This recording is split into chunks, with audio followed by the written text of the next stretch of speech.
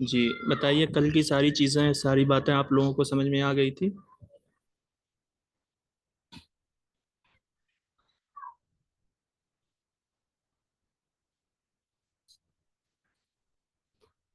तो कल जो हम लोगों ने पढ़ा था, हमने बस सिर्फ उसमें मैंने आपको बोला था कि आपके लिए जो काम की चीज़ है, जिसमें हमने आपको बताया था फॉर्मल, इनफॉर्मल, नॉन फॉर्मल, इन तीनों का डिफरेंसेस हमने आप यहाँ पर जाना था कल की क्लास में। और इसी तरीके से आपको बताया गया था कि independent variable, dependent variable and intervening variable जो है क्या होते हैं, इनके दरमियान का जो डिफरेंस होता है वो क्या होता है। यही चीज़ जो है आपको नोट करनी थी और इन सारी चीज़ों के बारे में आपको जानना था। आज की इस क्लास में भी कुछ बेसिक सी चीज़ हम पढ़ेंगे फंडामेंटल ऑफ टीचिंग के ताल्लुक से। उसके बाद की जो चीज़ें हम पढ़ेंगे उन सारी चीज़ों को जो है आपको प्रॉपरली नोट करना है, क्योंकि उन सारी टॉपिक से जो है क्वेश्चन भी आए हुए हैं। तो हम साथ में जब भी टॉपिक्स को पढ़ेंगे उनसे रिलेटेड जो है जब हम क्वेश्चन करेंगे, तब आपके का माइंड जो है ज़्यादा ओपन होगा, चीज़ें आपको और अच्छे से समझ में आ जाएंगी कि किस तरीके से क्वेश्चन पूछा जाता है और हमें पढ़कर नॉलेज को किस तरीके से क्वेश्चन पर अप्लाई करनी है।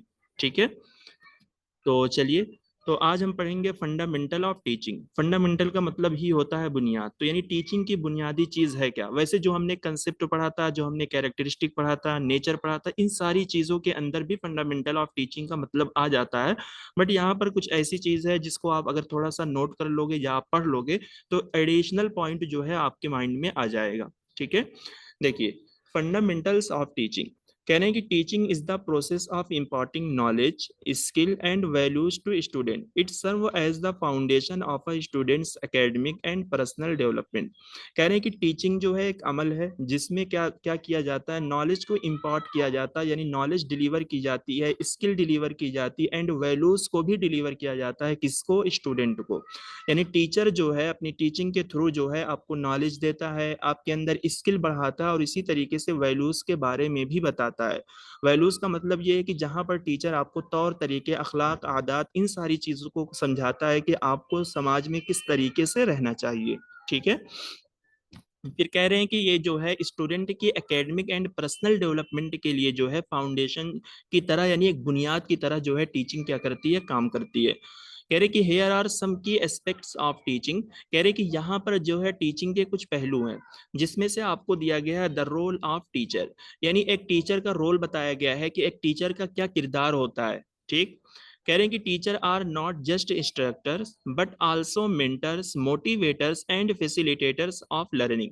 देखिए, टीचर जो होता है वो सिर्फ आपके लिए इंस्ट्रक्टर के तौर पे काम नहीं करता, यानी सिर्फ जो है वो आपको नॉलेज डिलीवर नहीं करता, बल्कि वो आपका मेंटर भी होता है, यानी आपका गाइडर भी होता है, आपका मोटिवेटर भी होता है और इसी तरीके से आपकी लर्निंग का फैसिलिटेटर भी होता है।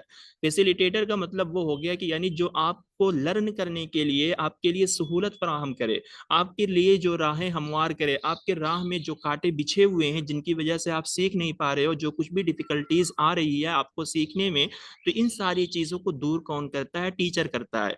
इसी तरीके से आपको गाइड भी करेगा, आपके अंदर आपके जज्बात को जो है पॉजिटिव तरीके से उभारेगा भी, ताकि आप जो है पढ़ सको। आप देखते हो कि हमारे यहाँ बहुत बड़े बड़े मोटिवेटर्स हैं, आपने सुना होगा संदीप महेश्वरी है, मुनव्वर जमा, ये लोग क्या है, ये मोटिवेटर के तौर पे आते हैं, बच्चों को इंगेज करते हैं, उनके अंदर एक जज्बा उभारते हैं, उनको उकसाते हैं ताकि वो क्या करें, पढ़ें और वो सही राह पर जो है चले।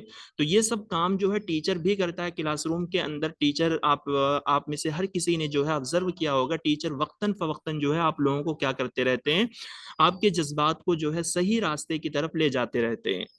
कह रही है कि their primary responsibilities is to create a positive and supportive learning environment that enable each student to achieve their potential. तो कह रहे हैं कि जो प्राइमरी रिस्पॉन्सिबिलिटीज है, यानी पहली या बुनियादी जिम्मेदारी जो है, वो टीचर क्या करता है, एक positive and supportive learning environment बनाता है। सपोर्टिव इन्वायरमेंट का मतलब ऐसा इन्वायरमेंट, ऐसा माहौल पैदा करता है जहां पर आपको सपोर्ट मिल सके पढ़ने लिखने के ताल्लुक से, जहां पर आपको गाइड किया जा सके, जहां पर आपको सही रास्ता दिखाया जा सके, ताकि आप लोग अपनी पोटेंशियल, अपने ऑब्जेक्टिव यानी अपने मकसद को आप क्या कर सको, अचीव कर सको, हासिल कर सको। ठीक है, दीज आर की रोल्स ऑफ अ टीचर। तो टीचर के जो है ये सारे रोल्स बताए गए हैं कि यानी एक टीचर जो है क्या क्या करता है आपके लिए। अब यहाँ पे है providing instruction, guidance and support to student. तो टीचर जो है आपको इंस्ट्रक्शन यानी आपको हिदायत भी देता है, आपको नॉलेज भी डिलीवर करता है, लेक्चर भी देता है, आपको गाइड भी करता है और इसी तरीके से आपका सपोर्ट भी करता है। ठीक है। तो सपोर्ट जो है मुख्तलिफ तरीके की हो सकती है। बहुत सारे टीचर जो है पढ़ने लिखने के अलावा जो है फाइनेंशियल सपोर्ट भी करते हैं बच्चों का। ठीक। फिर यहाँ पे दिया गया accessing and evaluating the student progress. Student की जो भी प्रोग्रेस हुई है यानी उनके अंदर जो भी बेहतरी आई है, जो भी तरक्की स्टूडेंट ने किया है, टीचर क्या करता है उनका इवेल्युएशन करता है यानी उनका जायजा लेता है, एक तरीके से उनका एग्जाम लेता है, चेक करता है कि क्या तुम्हारे अंदर जो प्रोग्रेस जो डेवलपमेंट हो रही है वो सही हो रही है या गलत हो रही है। ठीक। फिर यहाँ पे identifying and addressing individual student needs. तो टीचर जो है इनफिरादी तौर पर इंडिविजुअली तरीके पर क्या करता है, स्टूडेंट की जरूरतों को भी एड्रेस करता है यानी उनको आइडेंटिफाई करता है, उनको जानता है, पहचानता है। आप जानते हो कि क्लासरूम के अंदर बहुत सारे बच्चे होते हैं, तो हर बच्चे इंडिविजुअल तरीके से जो है क्या होते हैं, अलग होते हैं। कुछ बच्चों को जो है फाइनेंशियल बहुत ज्यादा दिक्कत होती है, कुछ बच्चों को पढ़ने में बहुत ज्यादा दिक्कत होती है, कुछ बच्चों को स्पीकिंग करने में बहुत ज्यादा दिक्कत होती है। तो जिस तरीके की जरूरत होगी तो टीचर कभी कभी सम टाइम आपके लिए जो है हर इंडिविजुअल बंदे से पूछकर उनकी जरूरतों को मालूम करता है, फिर उन पर काम करने की कोशिश करता है। ठीक है। फिर यहाँ पे fostering positive relationship with student and bring an overall holistic development in the student. तो यहाँ पर है होलिस्टिक डेवलपमेंट। होलिस्टिक डेवलपमेंट का मतलब ये हो गया कि जहां पर टीचर जो है किसी एक फील्ड में स्टूडेंट के अंदर सिर्फ डेवलपमेंट नहीं लाता, बल्कि मुख्तलिफ पहलुओं में जो है वो क्या करता है, आपके अंदर डेवलपमेंट लाता है। एग्जाम्पल के तौर पे यानी आपको जो है पढ़ाने में भी आपको पढ़ने में जो है माहिर बनाएगा, आपको लिखने में माहिर बनाएगा, आपको स्पीकिंग करने में माहिर बनाएगा, आपको स्पोर्ट्स में, गेम में, ठीक है, इसी तरीके से न्यूज राइटिंग में। इस तरीके की बहुत सारी चीजें ऐसी है जिनमें टीचर क्या करेगा, आपकी होलिस्टिक डेवलपमेंट लाएगा, जहां आपको मुख्तलिफ फील्ड में मुख्तलिफ पहलुओं में क्या करेगा, वो आपको माहिर बनाएगा। ठीक है। Creating a safe and inclusive learning environment. Teacher जो है आपके लिए एक सेफ, एक अच्छा और बहुत ही जामे और माने जो है लर्निंग इन्वायरमेंट क्या करेगा, आपके लिए क्रिएट करेगा, ताकि आप जो है खूब अच्छे तरीके से सीख सको। ठीक है। बात समझ में आ गई है कि एक टीचर का रोल क्या होता है, क्योंकि ये पढ़ने से जो है आप लोगों को समझ में आ जाएगा। यानी आपके सामने ये पूरी एक तरीके से मतलब क्लासरूम का जो माहौल होता है, या अगर आपने मदरसे में पढ़ा है, कॉलेज वगैरह में आपने पढ़ा है, तो ये सारी चीजें आपके सामने क्या हो रही होंगी, बिल्कुल जाहिर हो रही होंगी कि हाँ एक टीचर ऐसा ऐसा ही काम करता है। ठीक है। सर होलिस्टिक डेवलपमेंट ये एक बार फिर से बता। होलिस्टिक डेवलपमेंट का मतलब क्या है, जहां पर मुख्तलिफ फील्ड के अंदर आपके अंदर डेवलपमेंट लाई जाती है। यानी सिर्फ आपको पढ़ने में माहिर नहीं बनाएगा, बल्कि आपको लिखने में भी माहिर बनाएगा, स्पीकिंग करने में भी माहिर बनाएगा, पब्लिक प्लेस में किस तरीके से रहना है इसमें भी आपको माहिर बनाएगा, सोसाइटी में कैसे रहना है इसमें भी आपको माहिर बनाएगा। जहां पर आप स्पोर्ट में बहुत माहिर हो गए, आप टेक्नोलॉजी की फील्ड में माहिर हो गए, जैसे हम बोलते हैं ना कि ये बंदा बहुत ही ऑलराउंडर है, यानी इसके अंदर जी। मुख्तलिफ सलाहियतें हैं, सारी चीजों को ये जानता है। ठीक है। यानी जिस भी टॉपिक पर बात की जाए तो ये बंदा क्या होता है, बोल पड़ता है। यानी इसके अंदर बहुत नॉलेज है, होलिस्टिक डेवलपमेंट इसकी हुई है, यानी सब कुछ ये जानता है, हर फील्ड के जी। बारे में इसके अंदर मालूमात है। जी। ठीक। गुड।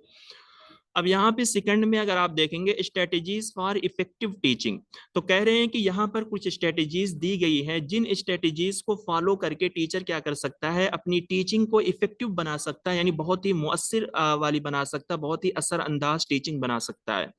कह रहे हैं कि effective teaching strategies help educators to engage student and promote meaningful learning.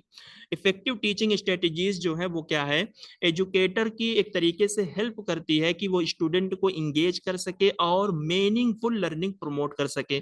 Meaningful learning का मतलब ये हो गया कि यानी बामाना लर्निंग, ऐसी लर्निंग जो माना खेज हो रही हो, यानी सही तरीके से लर्निंग हो रही हो। अगर टीचर इन स्ट्रेटेजीज को यूज करेगा तो वो स्टूडेंट की लर्निंग को क्या कर सकता है, बेहतर से बेहतर तरीके से सही कर सकता है, उनको बेहतर से बेहतर बना सकता है। तो इसमें क्या है, यहाँ पर भी कुछ स्ट्रेटेजीज दी गई हैं। अब देखिए ये जो स्ट्रेटेजीज दी गई है ना, तो ये सर चीजें जो इसको है। दोबारा बोलने के बाद बनी होगी। जी। दोबारा बोले इसको ऊपर वाला। हाँ स्ट्रेटजीज।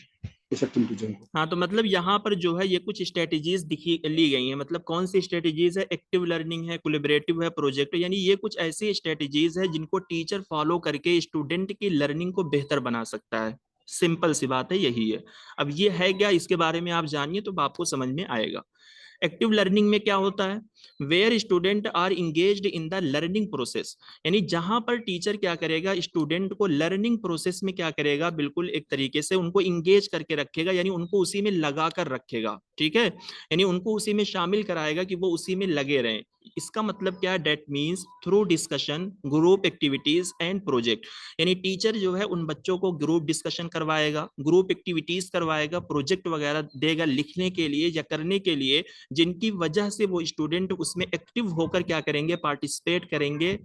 ठीक है, और अपने कामों को जो है अंजाम देते रहेंगे, तो उसकी वजह से क्या होगी, उनकी लर्निंग बेहतर होगी।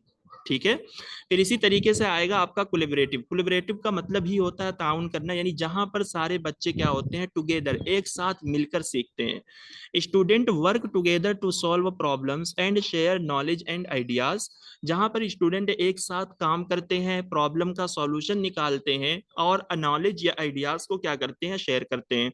तो यानी अगर यहाँ पर स्टूडेंट को कुछ भी काम दिया जाता है करने के लिए, मसलन कोई प्रोजेक्ट दिया गया है या कोई असाइनमेंट जो है करने के लिए दिया गया है, तो वो स्टूडेंट मिलकर उस प्रोजेक्ट पे या उस टॉपिक पर, उस असाइनमेंट पे एक साथ क्या है, काम करेंगे और अपने प्रॉब्लम का सॉल्यूशन निकालेंगे। और जो कुछ भी उनको नॉलेज एंड आइडियाज जो है मिलकर उनको हासिल हो रही है, उसको वो क्या करेंगे, शेयर करेंगे। फिर इसी तरीके से होता है प्रोजेक्ट बेस्ड लर्निंग। तो प्रोजेक्ट का मतलब ही वही होता है कि जहां पर उनको क्या किया जाता है, एक प्रोजेक्ट दिया जाता है, यानी उनको एक रियल वर्ल्ड प्रॉब्लम दी जाती है। रियल वर्ल्ड प्रॉब्लम का मतलब ही वही है, मुराद होगा प्रोजेक्ट, यानी यहाँ पर भी उनको कोई टॉपिक, कोई प्रोजेक्ट करने के लिए दिया जाता है, जहां पर स्टूडेंट क्या करते हैं, उस प्रोजेक्ट को कंप्लीट करते हैं। तो जाहिर सी बात है, अगर मैंने आपको एक प्रोजेक्ट दे दिया लिखने के लिए, तो वो प्रोजेक्ट जो है आप क्या करोगे, खुद से करके लेकर आओगे, तो उसमें भी आपको सीखने में मदद मिलेगी, यानी आप सीखोगे कि किस तरीके से प्रोजेक्ट लिखा जाता है। यानी आज से अगर आपने पहले कभी भी कोई मकाला नहीं लिखा है और मैंने आपको बोल दिया आपको मकाला लिखना है, तो जब आप लिख कर लाओगे, तो लिख कर लाने से अगरचे आपने कहीं से चोरी कर रखा है, लेकिन जरूर भी जरूर जो है आपके अंदर कुछ नॉलेज जरूर होगी कि मकाला कैसे लिखा जाता है। इन सारी चीजों के बारे में आपको नॉलेज जरूर होगी। फिर इसी तरीके से होता है इंक्वायरी बेस्ड लर्निंग। इंक्वायरी का मतलब होता है तलाश करना, खोजना। जहां पर स्टूडेंट को कोई टॉपिक दी जाती है और उस टॉपिक से रिलेटेड जो है स्टूडेंट एक्सप्लोर करते हैं, यानी इन्वेस्टिगेट करते हैं, खोजते हैं, तलाश करते हैं और उससे सीखते हैं। मैंने आपको दे दिया कि आपको लिख कर लाना है कि अरबी लैंग्वेज का मुस्तकबिल जो है इंडिया में क्या होगा। मैंने आपको टॉपिक दिया, इस टॉपिक पर आप क्या कर रहे हो, खोज रहे हो, इन्वेस्टिगेट कर रहे हो, उस चीज को एक्सप्लोर कर रहे हो। ठीक है, तो उससे आप सीख रहे हो। ठीक है, फिर इसी तरीके से होता है डिफरेंशिएटेड इंस्ट्रक्शन। डिफरेंशिएटेड इंस्ट्रक्शन का मतलब क्या है कि जहां पर टीचर अपना इंस्ट्रक्शन देने में, यानी अपना लेक्चर देने में, अपनी नॉलेज को डिलीवर करने में अपने मेथड को चेंज करता रहता है। क्यों चेंज करता है? यानी स्टूडेंट की एबिलिटीज और उनकी लर्निंग प्रेफरेंस को देखते हुए। कह रहे हैं कि teacher very teaching methods based on individual student abilities and learning preference. देखिए, डिफरेंशिएटेड इंस्ट्रक्शन की वजह यह हो सकती है कि टीचर अपने नॉलेज को या अपना इंस्ट्रक्शन देने का जो तरीका वो क्यों वेरी करता रहता है, क्यों बदलता रहता है। वो इस वजह से करता है क्योंकि स्टूडेंट की एबिलिटीज को देखते हुए करता है। मान लीजिए मैंने आपको समझाया, आप में से बहुत सारे बच्चे ऐसे हैं जो थोड़ा सा ज़हीन है, जिनको समझ में जल्दी आता है, तो वो समझ गए मेरी बात को। अब आप में से कुछ ही बच्चे ऐसे हैं जो जिनको समझने में थोड़ा सा दिक्कत होती है, तो आपने मुझसे फिर पूछ लिया कि सर मुझे फिर से समझाइए, फिर से बताइए, ये बात मैं नहीं समझाऊं। तो आपको समझाने के लिए मुझे अपना मेथड जो है या अपना लेक्चर देने का जो तरीका है उसके अंदर कुछ ना कुछ बदलाव लाना पड़ेगा, ताकि मैं आपको थोड़ा सा और आसानी के साथ मैं समझा सकूं। ठीक है, गेटिंग माई पॉइंट, समझ रहे हो आप लोग? Yes sir. जी यस सर। ठीक है, तो ये है आपका फंडामेंटल ऑफ टीचिंग। इसके अंदर जो है इस चीज को जो है आप जरूर नोट कर लीजिएगा। ठीक है। अब हम पढ़ेंगे फंक्शन ऑफ टीचिंग, यानी टीचिंग के जो है कुछ अज्जा होते हैं। देखिए सबका अगर मकसद या मतलब आप मिलाकर निकालोगे तो मतलब ही वही होगा कि एक टीचर होता है, एक स्टूडेंट होते हैं, टीचिंग की जाती है ताकि बच्चों के बिहेवियर में चेंज लाया जा सके, परमानेंट चेंज लाया जा सके। ठीक है। बट ये साइंटिफिक इस्तेलाह में जो है ये अलग अलग टाइप्स या टॉपिक जो बनी हुई है, तो ये हमें पढ़ना पड़ता है उसी को मद्देनजर रखते हुए, क्योंकि एग्जाम में इसी तरीके से क्वेश्चन पूछे जाते हैं।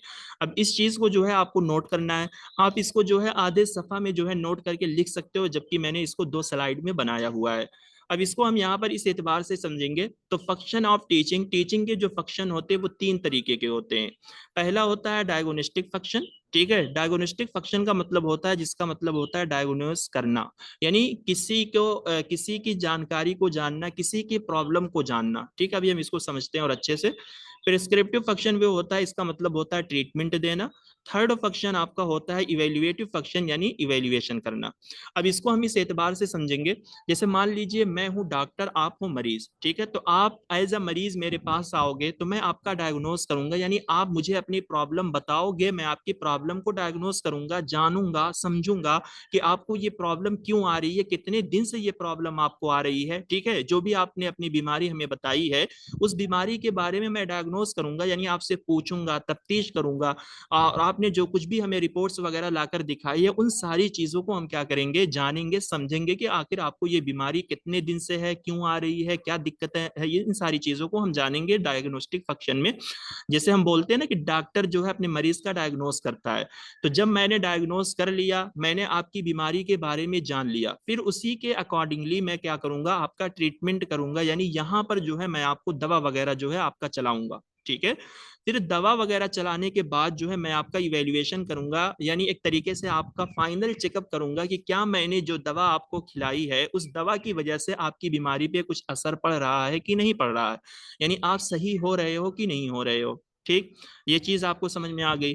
तो इसी चीज को हम टीचिंग और स्टूडेंट से लर्न करते हैं। तो देखिए डायग्नोस्टिक फंक्शन में क्या होता है, टीचर स्टूडेंट का डायग्नोस करता है, यानी टीचर स्टूडेंट के पिछले बिहेवियर के बारे में जानेगा कि ये स्टूडेंट पहले क्या पढ़ के आया है। ठीक है।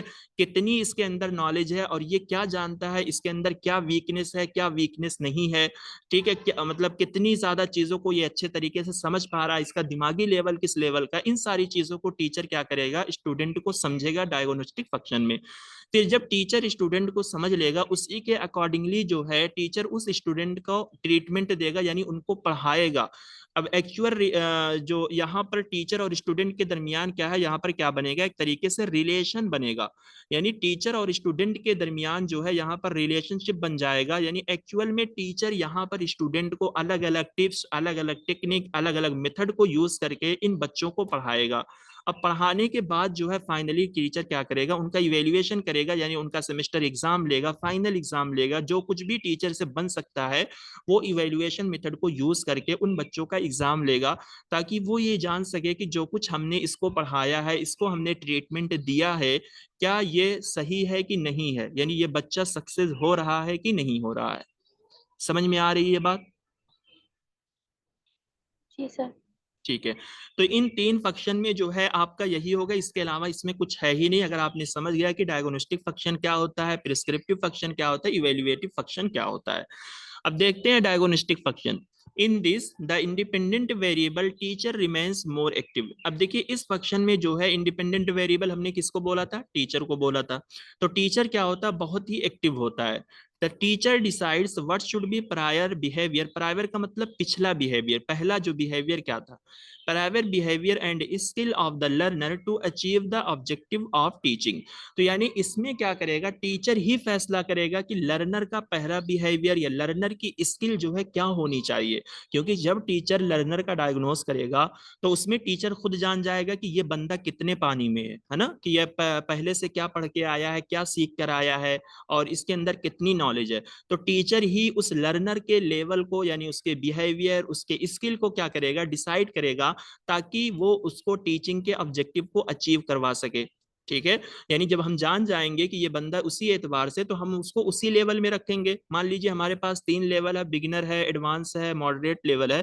मैंने आपका डायग्नोस किया, तो मैं आपको अपने एतबार से जो है मैं आपको रख सकता हूँ, चाहे मैं आपको मॉडरेट लेवल में रखूँ, एडवांस लेवल में रखूँ या बिगिनर में रखूँ, क्योंकि मैंने डायग्नोस करने के बाद आपकी वीकनेस को, आपकी बीमारी को, आपकी कमजोरी को मैंने पकड़ लिया है कि हाँ आप बिगिनर लेवल के लायक हैं। तो टीचर ही फैसला करेगा कि आपकी स्किल क्या है, आपकी प्रायर नॉलेज क्या है, उसी के अकॉर्डिंगली जो है टीचर तय करेगा, ताकि आपको लर्निंग ऑब्जेक्टिव अचीव करवा सके। मान लीजिए आप बिगिनर लेवल के थे, मैंने आपको एडवांस लेवल में रख दिया, तो आप जो है उस लर्निंग ऑब्जेक्टिव को अचीव नहीं कर सकते, क्योंकि जब आप शुरुआत की चीजों को नहीं समझोगे तो आप एडवांस चीजों को कैसे समझोगे। ठीक। So that student can learn new knowledge and objective can be achieved maximum. In this work, the teacher take into account both the content and student. तो इस मेथड में जो है या इस काम में जो है टीचर कंटेंट और स्टूडेंट दोनों को मद्देनजर रखेगा। ठीक है, क्योंकि हमने स्टूडेंट को देखा, उनके लेवल को हमने तय किया, फिर उसी के अकॉर्डिंगली हम क्या करेंगे, कंटेंट बनाएंगे। फिर जब हम कंटेंट बना लेंगे, उसको ले जाकर हम प्रिस्क्रिप्टिव फंक्शन में टीच करेंगे। In this, the following things are considered and teacher takes a decision regarding them. तो इसमें जो है टीचर क्या करेगा, कुछ डिसीजन लेगा, और टीचर का डिसीजन जो है क्या होगा, एनालाइजिंग द टीचिंग प्रॉब्लम। तो यानी टीचर जो है अपनी टीचिंग प्रॉब्लम का भी एक तरीके से तजजिया करेगा, एनालिसिस करेगा। क्यों करेगा? क्योंकि टीचर ने जब स्टूडेंट को लेवल को जान लिया है कि ये बंदा जो है मॉडरेट लेवल का है, तो उसी के अकॉर्डिंगली ही टीचर को पढ़ाना पड़ेगा। ऐसा नहीं है कि आप एडवांस लेवल के बच्चों को जिस तरीके से पढ़ाते हो उसी तरीके से आप मॉडरेट लेवल के बच्चों को भी पढ़ाओ, नहीं। बल्कि मॉडरेट लेवल के बच्चों की जो समझ है उसी के एतबार से आपको क्या करना होगा, पढ़ाना होगा। अपनी टीचिंग प्रॉब्लम को जो है सुधारना पड़ेगा उन बच्चों के लिए। फिर इसी तरीके से टीचर जो है स्टूडेंट के बिहेवियर एंड स्किल को डिटरमाइन करेगा, यानी जानेगा कि इनका बिहेवियर, इनका स्किल जो है क्या होना चाहिए। फिर उन बच्चों के अंदर जो है इंडिविजुअल डिफरेंसेस के बारे में भी अवेयर होगा, यानी जानेगा। जैसे उन बच्चों के अंदर क्या क्या जो है डिफरेंसेस हैं, किनको जो है जल्दी समझ में आता है, किनको समझ में नहीं आता, किनको लिखना अच्छा आता है, किनको लिखना नहीं आता, किन बच्चों के अंदर सिमिलैरिटी ज्यादा है, यानी जो लिखने में भी अच्छे हैं, पढ़ने में भी अच्छे हैं, समझने में भी अच्छे हैं। कुछ बच्चे ऐसे हैं जिनके दरमियान आपको डिफरेंसेस मिलेंगे, यानी वो लिख नहीं पा रहे हैं तो वो बोल नहीं पा रहे हैं, अगर वो बोल पा रहे हैं तो वो लिख नहीं पा रहे हैं। तो इस तरीके की जो प्रॉब्लम होगी, टीचर डायग्नोस्टिक फंक्शन के अंदर इन सारी चीजों को जान लेगा। फिर उसी के अकॉर्डिंगली जो है उनका लेवल तय कर कर उन्हीं के एतबार से, उन्हीं के मुताबिक कंटेंट तय करेगा, और अपनी टीचिंग प्रॉब्लम को जो है उसी एतबार से जो है सही करेगा। फिर ठीक, बात समझ में आ गई डायग्नोस्टिक फंक्शन है क्या? जी सर। चलिए, अब यहाँ पे जो है आपका हो जाएगा प्रिस्क्रिप्टिव फंक्शन, यानी सेकंड फंक्शन जो है जिसको हम प्रिस्क्रिप्टिव फंक्शन बोलते हैं। Teachers and student take decision about the relationship between the two. यानी अब यहाँ पर टू से मुराद टीचर एंड स्टूडेंट। अब यहाँ पे दो लोगों के दरमियान जो है रिलेशनशिप बनेगा। रिलेशनशिप बनने का मतलब क्या है कि यानी एक्चुअल में टीचर यहाँ पर बच्चों को ट्रीटमेंट देगा, यानी पढ़ाएगा। because objective can be achieved only by establishing the correct relationship in the variable। क्योंकि वेरिएबल के दरमियान जो है एक करेक्ट रिलेशनशिप स्टेब्लिश करके बनाकर ही आप ऑब्जेक्टिव अचीव कर सकते हो। वेरिएबल से मुराद एक इंडिपेंडेंट वेरिएबल और एक हो जाएगा डिपेंडेंट वेरिएबल, जिसको हम स्टूडेंट बोलते हैं। जब इन दोनों वेरिएबल में रिलेशनशिप बनेगा तभी जो है टीचिंग लर्निंग के ऑब्जेक्टिव अचीव हो सकते हैं। Decision are also taken regarding teaching tips and technique। अब यहाँ पर जो टीचर डिसीजन लेगा वो किस ताल्लुक से लेगा, टीचिंग टिप्स एंड टेक्निक के ताल्लुक से लेगा, कि यानी उसको जो है किस तरीके की टिप्स एंड टेक्निक को यूज करके पढ़ाना है ताकि बच्चे उसकी बात को क्या करें, समझे। The main goal of this task is to bring about the desired behavior change. It has two main element। तो इसका मकसद भी वही है कि ताकि हम बच्चों को अच्छे तरीके से टीच कर सकें, अच्छा अच्छा मेथड यूज करके पढ़ा सकें, टिप्स एंड टेक्निक लगाकर बच्चों को पढ़ा सकें ताकि उनके बिहेवियर में चेंजेस ला सकें। अब यहाँ पर टीचर क्या करेगा, putting teaching skill into the practice. यानी टीचर जो है यहाँ पर अपनी टीचिंग को प्रैक्टिस में रखेगा, यानी तरह तरह की प्रैक्टिस को, तरह तरीके के मेथड एंड टेक्निक को यूज करके टीचर क्या करेगा, पढ़ाएगा। The make proper arrangement of method of learning. अब यहाँ पर जो है लर्निंग के तरीके को जो है प्रॉपर तरीके से अरेंज करेगा, यानी जो भी लर्नर होंगे उनका सीखने का जो भी तौर तरीका होगा उनको वो सही तरीके से यहाँ पर अरेंज करके रखेगा और अपनी टीचिंग स्किल को भी जो है प्रैक्टिस में रखेगा, ताकि इन बच्चों को अच्छे तरीके से वो क्या कर सके, बता सके, सिखा सके, पढ़ा सके। ठीक है। अब थर्ड जो है आपका फाइनल स्टेज जो होती है वो होता है evaluative function. Evaluation is considered an important part of teaching. Without evaluation the learning process can not be considered complete. जाहिर सी बात है, कुछ भी अगर होता है, ठीक है, यानी कोई भी काम अगर आप करते हो, जब आप उसका फाइनल रिजल्ट नहीं चेक करोगे तो वो काम जो है किसी काम का नहीं है। यहाँ तक कि डॉक्टर भी आपका ट्रीटमेंट करता है तो वो आपका जो है रिजल्ट देखता है, आपको बोलेगा अल्ट्रासाउंड करवा कर लाओ, एक्सरे करवा कर लाओ, जांच करवा कर लाओ, ताकि वो जान सके कि जो भी जिस चीज पर आपका ट्रीटमेंट चल रहा है क्या वो चीज आपकी सही हो रही है कि नहीं हो रही है। तो जाहिर सी बात है, मैं आपको अगर टीच कर रहा हूं तो मैं भी आपका इवेल्युएशन करूंगा, आपका एग्जाम लूंगा, ताकि हमें पता चल सके कि आप पढ़ रहे हो, सीख रहे हो कि नहीं सीख रहे हो।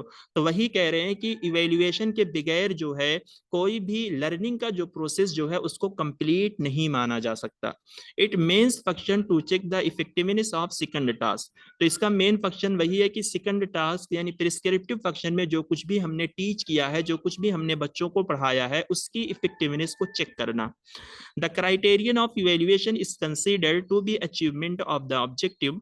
If the objective are not achieved, it means that the teacher's statement is faulty. There are two main element of this aspect.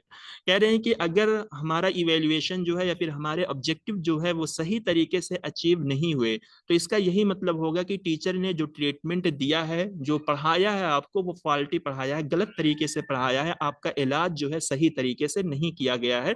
इस वजह से आपकी रिपोर्ट जो है क्या आ रही है, खराब आ रही है, निगेटिव आ रही है, आप सही तरीके से परफॉर्मेंस नहीं दे पा रहे हो। अब यहाँ पर आपको ये जानना है कि इवेल्युएटिव फंक्शन में टीचर क्या करेगा। टीचर क्या करेगा, क्रिएटिंग क्राइटेरियन एग्जाम, यानी क्राइटेरिया वाला एग्जाम जो है आपका ले सकता है, यानी ऐसा एग्जाम बनाएगा जहां पर कुछ क्राइटेरिया फिक्स कर देगा कि यानी 50% तक जो है मार्क्स को लाना, ये आपका क्या हो जाएगा, यानी 50% तक आपका मतलब पासिंग 50 नंबर जो है वो आपका जो है पासिंग मार्क्स है। ठीक है, तो ये क्राइटेरिया है, तो ये आपका जो है पासिंग मार्क्स है। तो इसके आगे तक जो है आपका जाना है, इसके कम अगर आप रहोगे तो आप क्या हो जाओगे, फेल हो जाओगे। यानी अगर आपने 49 लिया है तो इसका मतलब जो है आपने क्राइटेरिया से कम नंबर लिया है तो आप फेल हो। 50 है तो आप पास हो, 50 से ऊपर है तो आप क्या हो, तब भी पास हो। तो क्राइटेरियन एग्जाम आपका कर सकता है। इसी तरीके से बिहेवियर चेंज का भी जायजा ले सकता है, यानी वो कुछ एक्टिविटीज करवा के, वो कुछ क्विज करवा के, डिस्कशन करवा के, कुछ भी इस तरीके की चीजें करवा के जो है वो आपका इवेल्युएशन कर सकता है, आपका जायजा ले सकता है, आपको चेक कर सकता है। ठीक, बात समझ में आ रही है आप लोगों को?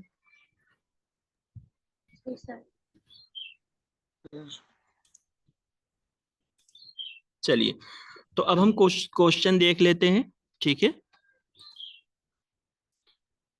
Effective teaching is a function of. Effective teaching जो है वो किसका जुज है, यानी वो किसका एक पार्ट है। टीचर सेटिस्फेक्शन, टीचर की रजामंदी का पार्ट बनेगी effective teaching. Teachers honesty and commitment, teacher की ईमानदारी और उसके वादे का जो है एक फंक्शन है। Teachers making student learn and understand, या टीचर जो है वो स्टूडेंट को इस काबिल बनाता है कि वो सीखें और समझे, क्या ये इफेक्टिव टीचिंग का एक फंक्शन बनेगा। Teacher likes for professional excellency, या टीचर जो है प्रोफेशनल एक्सेलेंसी को लाइक करता है। C C C option sir, learn and understand. हाँ, तो ये जो है आपका ऑप्शन नंबर सी होगा, क्योंकि इफेक्टिव टीचिंग का मतलब ऐसी टीचिंग, यानी जो असरअंदाज, जो मुअस्सिर टीचिंग, यानी वहां पर हकीकत में टीचिंग हो रही हो। तो ऐसी अगर टीचिंग हो रही हो तो वही है कि यानी बच्चे जो है वहां पर समझ रहे हैं और सीख रहे हैं। चलिए, कह रहे हैं कि pair group interaction in a classroom help in. अगर एक क्लासरूम के अंदर पेयर ग्रुप इंटरेक्शन हो रहा है, पेयर का मतलब यानी जो क्लासरूम के बच्चे हैं वही आपस में जो है इंटरेक्शन कर रहे हैं। पेयर का मतलब होता है जो हमारे हम पल्ला, हम उम्र, हम साथी जो बच्चे होते हैं। तो पेयर ग्रुप इंटरेक्शन से मुराद वही होगा कि यानी उस क्लासरूम के अंदर वाले ही जो बच्चे हैं वो आपस में क्या कर रहे हैं, इंटरेक्ट कर रहे हैं, बातचीत कर रहे हैं। तो वो किस चीज को मतलब सही करने में हेल्प करेगा, कंसेप्ट को समझने में, या किसी की मिसअंडरस्टैंडिंग को रियलाइज करने में, या हंसी मजाक को जो है रैपट करने में, बनाने में, या क्वेश्चन करने में। अगर आप लोग क्लासरूम में पीयर ग्रुप इंटरेक्शन कर रहे हो तो किस चीज में आपको मदद मिलेगी? Concept understanding. A. हाँ, तो ये है Sir. कंसेप्ट अंडरस्टैंडिंग, ठीक है। क्योंकि अगर आप लोग डिस्कशन करते हो, बातचीत करते हो, तो वो किसी भी कंसेप्ट को जो है समझने या उसको क्लियर करने के लिए जो है ये होता है। Which of the following is not a product of learning, तो फॉलोइंग में से कौन सा जो है लर्निंग का एक प्रोडक्ट नहीं है, यानी वो लर्निंग के हिस्से में नहीं आएगा, या लर्निंग का एक फ्यूचर या एक कैरेक्टरिस्टिक आप बोल सकते हो, वो नहीं है। एटीट्यूड्स, कंसेप्ट, नॉलेज, मेचुरेशन, बताइए। D. D, sir. D. हाँ D. क्योंकि D. हाँ क्योंकि मेचुरेशन जो है यानी जिसको हम बोलते हैं बुलूगत, तो लर्निंग करने के लिए जो है मेच्योर होना ये जरूरी नहीं है, क्योंकि आप LKG UKG से बिल्कुल क्लास 1 2 3 से ही आप पढ़ते हो, जबकि आप मेच्योर भी नहीं होते हो, ठीक है। हाँ, बाकी लर्निंग का पार्ट जो है आपका एटीट्यूड आएगा, कंसेप्ट भी आएगा, नॉलेज भी आएगा। क्योंकि जाहिर सी बात है, एटीट्यूड से एक ऐसा वर्ड है, अगर आपने थोड़ा कुछ भी आप जान लिया है और ऐसी चीजों को आपने जान लिया है जो दूसरे लोगों को वो चीज नहीं आती है, तो फिर आपका एटीट्यूड जो है यानी आपकी अकड़ जो है बिल्कुल सातवें आसमान पर होती है। इस तरीके की चीजें जो है हम बोलते हैं। चलिए, instructional aids are used by teacher to, कह रहे हैं कि अगर टीचर के जरिए इंस्ट्रक्शनल एड्स यूज किए गए हैं। इंस्ट्रक्शनल एड्स का मतलब यानी टीचर जो हिदायत देता है, जो कुछ भी देता है, अगर वो टीचर ने यूज किया है तो इसका क्या मतलब होता है? क्लास की तारीफ करना या क्लास की बड़ाई बयान करना इसका मतलब होता है, या स्टूडेंट को अट्रैक्ट करना, खींचना, या कंसेप्ट को क्लैरिफाई करना, या डिसिप्लिन को जो है इंश्योर करना, यानी तहजीब को बेहतर बनाना, क्या मतलब हो? C. C होगा। Clarify the concept. हाँ, तो ये क्लैरिफाई द कंसेप्ट, यही जो है इसका क्या होगा, सही आंसर होगा। क्योंकि अगर टीचर ने कुछ भी हिदायत जो है या कुछ भी आइडियाज को जो है यूज किया है क्लासरूम के अंदर, तो इसका मतलब यही है कि वो हमारे कंसेप्ट को क्या करना चाहता है, वाज़ेह करना चाहता है, क्लियर करना चाहता है। चलिए, तो अब हम यहाँ से हम पढ़ेंगे लेवल्स ऑफ टीचिंग, ठीक है। यानी टीचिंग के जो है क्या है, 3 तरीके के लेवल्स होते हैं। बेसिकली जो है वो 4 होते हैं, लेकिन उसको ऑफिशियल तौर पे जो है कंसीडर नहीं किया गया है, तो उसके बारे में भी हम पढ़ लेंगे। जो एक हमारा खारजी लेवल होता है, लेकिन जो आपके सिलेबस में इंक्लूड है, वो आपका जो है 3 है। मेमोरी लेवल होता है, अंडरस्टैंडिंग लेवल होता है, रिफ्लेक्टिव लेवल ऑफ टीचिंग होते हैं। और इसी को जो है ऑफिशियल तौर पर हर जगह सारे फिलोसफर ने क्या किया है, इसको कंसीडर किया है। अब यहाँ पे हम समझेंगे कि टीचिंग, जब भी टीचर जो है बच्चों को टीच करता है, तो वो 3 लेवलों पर टीच करता है। यानी हम मान सकते हैं कि 1 से लेकर 5, क्लास 5 या क्लास 6 या 7 के अराउंड तक के जो बच्चे होते हैं, यानी ऐसे बच्चे आप बोल सकते हो कि यानी जो 6 साल 7 साल तक के अराउंड के बच्चे होते हैं जो पढ़ते हैं, वो हमारे मेमोरी लेवल ऑफ टीचिंग के क्या होते हैं, मतलब ये बच्चे जो है पार्ट बनते हैं। मेमोरी लेवल ऑफ टीचिंग ये सबसे लोवेस्ट लेवल ऑफ टीचिंग होती है, यानी इसके अंदर जो बच्चे होते हैं उनके अंदर समझ डेवलप नहीं होती है। जो कुछ भी इनको पढ़ाया जाता है वो सिर्फ और सिर्फ चीजों को रटते हैं, समझते कुछ भी नहीं है। तो टीचर जो है उनको क्या करता है, सिर्फ रटाने का काम करता है, ठीक है, यानी क्रेम करवाने का काम करता है, रट्टा मरवाता है। और ये बच्चे जो है सिर्फ रट्टा मारते हैं, जो इन्होंने रट लिया, ठीक है, चाहे वो गलत रटे हैं चाहे वो सही रटे हैं, वही इनकी नॉलेज होती है। इनके अंदर अंडरस्टैंडिंग बिल्कुल भी नहीं होती है। देखिए, teacher teach student at 3 level, ठीक है। तो टीचर जो है वो स्टूडेंट को क्या करता है, 3 लेवलों पर टीच करता है। They have to keep in mind about the developmental stage of the learner so that desire educational objective can be achieved, these are 3 level. तो इनको जो है टीचर अपने माइंड में रखकर इन्हीं लेवलों पर टीच करता है, ताकि उन बच्चों को जो है एजुकेशनल ऑब्जेक्टिव जो है अचीव करवाई जा सके। जाहिर सी बात है, आप जिस लेवल के अंदर के होगे उसी लेवल के मुताबिक ही टीचर जो है आपको टीच करेगा। आप मेमोरी लेवल के बच्चे हो तो टीचर जो है आपको अंडरस्टैंडिंग लेवल की टीचिंग आपके साथ नहीं करेगा, बल्कि वो मेमोरी लेवल की ही टीचिंग जो है आपके साथ करेगा, ताकि आप जो कुछ भी पढ़ना सीखना चाह रहे हो वो सीख सको। तो हम देखते हैं कि मेमोरी लेवल ऑफ टीचिंग, जिसको थॉटलेस टीचिंग बोलते हैं, इसको कॉग्निटिव लेवल ऑफ टीचिंग भी कहा जाता है। और ये कंसेप्ट जो है किसके जरिए दिया गया था, हर्बर्ट के जरिए दिया गया था। तो इसको आप इस तरीके से याद रख सकते हो कि ये हर्बर्ट कंपनी की मेमोरी मैंने खरीदी। अगर आपसे पूछा जाए कि आपके मोबाइल के अंदर जो है किस कंपनी की मेमोरी लगी हुई है, तो आप याद रखने के लिए आप कह सकते हो कि हर्बर्ट कंपनी की मेमोरी मैंने अपने मोबाइल में लगा रखी है। तो मैं आपसे पूछूंगा कि मेमोरी लेवल का कंसेप्ट जो है किसके जरिए दिया गया, तो आप बोलोगे हर्बर्ट के जरिए, क्योंकि इस तरीके के क्वेश्चन पूछ लिए जाते हैं तो याद होना चाहिए, ठीक। कह रहे हैं कि it is concern with memory और mental abilities that exist in our living beings. Teaching at memory level is considered to be the lowest level of teaching at this level. तो कह रहे हैं कि मेमोरी लेवल पे जो teaching होती है उसको सबसे लोवेस्ट लेवल ऑफ टीचिंग जो है कंसीडर किया गया है, शुमार किया गया है. इस लेवल पे क्या करते हैं, student only cram the fact. Cram का मतलब होता है रटना. तो इस पे जो है स्टूडेंट क्या करते हैं, सिर्फ फैक्ट इंफॉर्मेशन फार्मूलाज लॉस जो कुछ भी उनको टीच किया जाता है वो सिर्फ क्या करते हैं, रटते हैं, क्रेम करते हैं, रट्टा मारते हैं, जिसको रूट लर्निंग भी कहा जाता है. तो आपको याद रखना होगा कि इस लेवल पर बच्चों को जो भी इंफॉर्मेशन प्रेजेंट की जाती है, जो भी उनके सामने फैक्ट बताए जाते हैं, जो भी उनको फार्मूलाज या लॉज वगैरह जो भी उनकी किताबों में होता है उनको रटवाया जाता है, वो सिर्फ क्या करते हैं, उसको रट लेते हैं, लेकिन वो समझते बिल्कुल भी नहीं है. ठीक है. The role of teacher is prominent and that student is secondary. तो यानी यहाँ पर टीचर का रोल जो है ज्यादा गालिब होता है. प्रोमिनेंट का मतलब यानी टीचर सबसे ज्यादा यहाँ पर काम करता है, स्टूडेंट यहाँ पर पैसिव होते हैं, सेकेंडरी होते हैं. स्टूडेंट का रोल यहाँ पर सेकंड लेवल पर आएगा, टीचर यहाँ पर फर्स्ट लेवल पर आएगा, क्योंकि टीचर ही सब कुछ करता है. आप देख सकते हो कि जो LKG UKG नर्सरी के जो बच्चे होते हैं उनमें सबसे ज्यादा काम कौन करता है, टीचर करता है. टीचर ही रटवाएगा, टीचर ही लिखवाएगा, टीचर ही सब कुछ करवाएगा. टीचर ही उनको बोलेगा कि बेटा रटो, 2++ क्या होता है, 4 होता है. टीचर ही उनको टेबल गिनतियां जो भी जिस तरीके की चीजें होंगी सब कुछ टीचर ही उनको करवाता है, सिर्फ बच्चे रटते हैं. तो इस वजह से बच्चे सेकंड नंबर पे आएंगे, टीचर जो है प्रोमिनेंट होगा, ये फर्स्ट लेवल पे आएगा. ठीक. The student material is organized and pre-planned. The teacher present the study material in is the sequential order. और यहाँ पर बच्चों को जो चीजें प्रेजेंट की जाती है वो बिल्कुल सीक्वेंस में यानी बितरतीब चीजें जो है प्रेजेंट की जाती है. जैसे आपने देखा होगा कि पहले बच्चों को अल्फाबेट पढ़ाया जाता है, फिर अल्फाबेट को कैसे लिखना है और अल्फाबेट को मिलाकर किस तरीके से लिखना है. यानी आप अगर नर्सरी के बच्चों की बुक्स देखोगे तो उनकी नर्सरी में आप देखोगे LKG के अंदर बच्चों की जो भी बुक्स होगी उसमें सिर्फ जो है अल्फाबेट दिया जाएगा. ठीक है, ये पहला स्टेप हो गया. फिर UKG के बच्चों को अगर आप देखोगे तो उनकी किताब में जो अल्फाबेट्स होंगे यानी उसमें वर्ड जो है मिले हुए होंगे. ठीक है, उनको सिर्फ पहले जो है अलिफ बा ता इस तरीके की चीजें जो है लिखी होगी. लेकिन जब आप वही UKG की बुक से देखोगे तो उसमें इस तरीके की चीजें है, पाना, आना, जाना. तो ये क्या है, यानी ये तरतीब चल रही है कि पहले हमने उसको अल्फाबेट पढ़ाया है, फिर अल्फाबेट किस तरीके से जोड़ा जाता है, मिलाया जाता है, उस तरीके की चीजों को जो है हमने पढ़ाया है. चाहे इंग्लिश की बुक हो, चाहे हिंदी की बुक हो, चाहे उर्दू की बुक हो, सारी बुक्स जो है उनकी इसी तरतीब की होती है. तो इससे आपको क्या समझ में आया कि मेमोरी लेवल ऑफ टीचिंग में बच्चों को जो टीच किया जाता है वो बिल्कुल एक ऑर्डर में टीच किया जाता है, एक तरतीब से टीच किया जाता है. ऐसा नहीं है कि पहले हम मिलावटी हर्फ को पढ़ाएंगे फिर अल्फाबेट को पढ़ाएंगे, तो बच्चे जो है वो समझ नहीं पाएंगे. ठीक.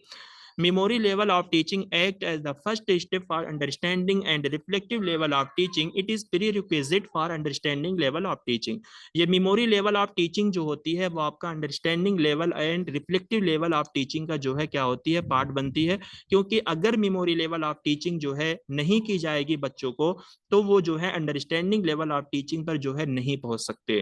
यानी आपने कभी ऐसा सुना होगा कि आपने अल्फाबेट पढ़ा ही नहीं, डायरेक्टली जो है आप क्या कर रहे हो, आप जो है कुरान पढ़ रहे हो या उर्दू का अखबार पढ़ रहे हो, कुछ ऐसी चीजें जो है आप कर रहे हो, कोई भी नहीं कर सकता. यानी आपको पहले मेमोरी लेवल पे जो है आना ही होगा, जब तक आप नहीं पढ़ोगे तब तक आप आगे नहीं जा सकते.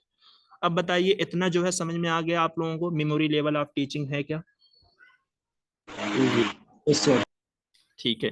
अब यहाँ पर जो है कुछ कीवर्ड का मतलब क्या है कि यानी ये कुछ ऐसे वर्ड्स हैं जो आपको क्वेश्चन में मिलेंगे और ये इन सारे वर्ड्स को जो है मैंने PYQ से ही निकाल कर यहाँ पर रखा है.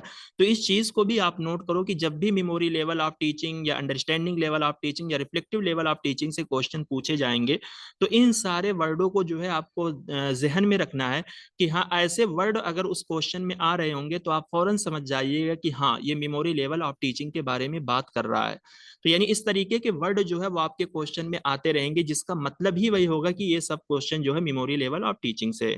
रिकॉल करना, ठीक है, रिकॉल, रिटेन, सिस्टमेटिक. देखिए सिस्टमेटिक स्ट्रक्चर का मतलब ही वही है सिक्वेंशियल ऑर्डर. ठीक है, यानी प्री प्लान, ऑर्गेनाइज, ये सब एक ही वर्ड है, सबका माना एक ही जैसा, वर्ड जो है अलग अलग है. अगर आपसे पूछा जाए ऑर्गेनाइज मैनर में, सिस्टमेटिक वे में, स्ट्रक्चर्ड वे में, सिक्वेंशियल ऑर्डर में, प्री प्लान वे में, तो सबका मतलब जो है एक ही है कि यानी उनको बेतरतीब तरीके से क्या किया जाता है, टीच किया जाता है। रोट लर्निंग जिसका मतलब होता है क्रेम यानी रट्टा मारना, ठीक है। फिर इसी तरीके से टीचर रोल प्रोमिनेंट, तो ये मैंने हमने आपको यहाँ पर बताया कि टीचर का जो रोल होता है वो प्रोमिनेंट होता है, यानी टीचर जो है यहाँ पर ज्यादा गालिब होता है, टीचर जो है सबसे ज्यादा यहाँ पर मेहनत करता है बच्चों को टीच करवाने के लिए। फिर इसी तरीके से एक वर्ड यूज किया गया है आपसे क्वेश्चन पूछने के लिए, सुपरवाइजर। सुपरवाइजर का मतलब जैसे आपने देखा होगा कि जो पीएचडी करते हैं तो उनके गाइडर कौन होते हैं, मतलब जो भी होता है उनको हम सुपरवाइजर बोलते हैं। तो यहाँ पे सुपरवाइजर से मुराद वो है कि यानी टीचर ही सब कुछ उनके लिए काम करता है। फिर एक वर्ड आपसे पूछा जाएगा फैक्ट एंड इंफॉर्मेशन। अगर फैक्ट एंड आइडियाज पूछा गया है तो वो आपका जो है अंडरस्टैंडिंग लेवल ऑफ टीचिंग होगा। अगर fact and information, formulas and laws, इस तरीके के वर्ड अगर पूछे जाएंगे तो वो आपका मेमोरी लेवल ऑफ टीचिंग में आएगा। क्योंकि आइडियाज से जो है पूरी बात जो है बदल जाती है, क्योंकि आइडियाज जो है इन बच्चों के माइंड में जो है आइडियाज नहीं आती हैं। आइडियाज किनके माइंड में आती हैं, अंडरस्टैंडिंग लेवल ऑफ टीचिंग, यानी जहां पर बच्चों के अंदर समझ के लेवल जो है डेवलप हो जाता है, उनके अंदर अंडरस्टैंडिंग होने लगती है। तो आइडियाज इनके अंदर नहीं आएंगे, इनके अंदर जो भी फैक्ट एंड इंफॉर्मेशन जो कुछ भी इनको प्रेजेंट किया जाएगा वो सिर्फ क्या करेंगे, उसको क्रेम करेंगे, रोट करेंगे, लर्निंग मतलब रट्टा मारेंगे सिर्फ और सिर्फ। ठीक है, बात समझ में आ गई। चलिए अब देखिए यहाँ पे जो है इनके कुछ स्टेप्स होते हैं जिसको हम हर्बर्टेरियन स्टेप बोलते हैं, क्योंकि हर्बर्ट के जरिए ये कंसेप्ट दिया गया है, तो जिसको सिंटेक्स ऑफ मेमोरी लेवल या हर्बर्टेरियन स्टेप्स के नाम से भी इसको जाना जाता है। ठीक है, और इसको जो है बितरतीब आपसे पूछा जाएगा, यानी ये स्टेप आपको दिया जाएगा और कहा जाएगा कि इसको आप सीक्वेंस में लगाओ। तो आपको जो है तरतीब से याद होना चाहिए कि पहले पे क्या है, सेकंड पे क्या है, थर्ड पे क्या है, फोर्थ पे क्या है एंड फिफ्थ पे क्या है। ठीक, तो ये याद हो जाएगा, क्योंकि अभी इसको मैं बताऊंगा किस तरीके से आपको याद रखना है।